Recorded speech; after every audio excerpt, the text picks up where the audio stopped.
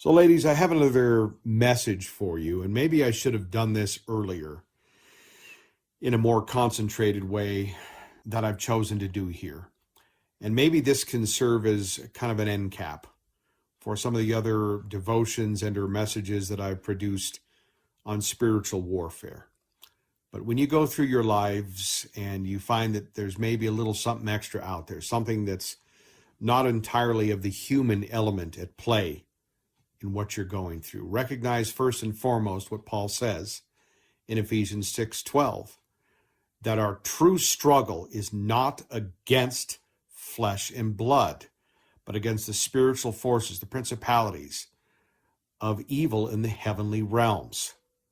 I think all too often we try and rationalize a lot of this stuff away, and we do that to our own detriment. But make Ephesians 6:12, even though it might be uncomfortable sometimes, one of those foundational verses. And then from that verse, when there is something else besides just flesh and blood at play in your lives, and that'll be quite often, you can quote these verses. The first is 2 Thessalonians 3:3. This is Paul, and this is a hard-won verse. This is a hard-won statement that Paul makes. He says, "But the Lord is faithful. He will strengthen you and protect you from the evil one." He's talking about Satan here, but quote that verse, 2 Thessalonians 3:3. And then the other one, of course, is Christ in John 10:10. He says, "But the thief comes to steal, kill, and destroy. But I have come that you may have life and have it to the full." Satan is not redeemable. You don't need to pray for him. You don't need to pray for any of his demonic spirits or any of that nonsense.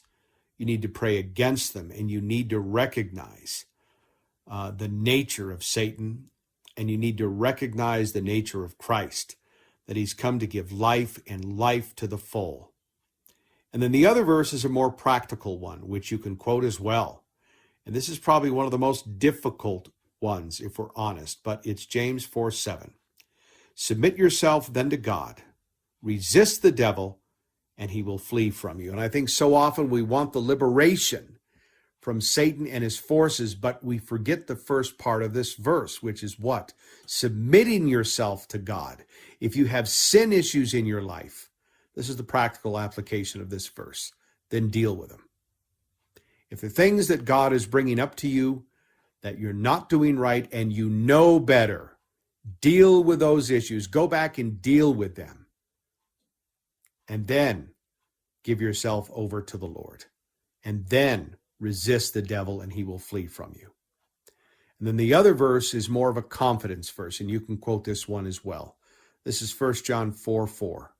"But you, dear children, are from God and have overcome them, because the one who is in you is greater than the one who is in the world." And so you're reminded that you're made in God's image, and Christ dwells in your heart through his Holy Spirit.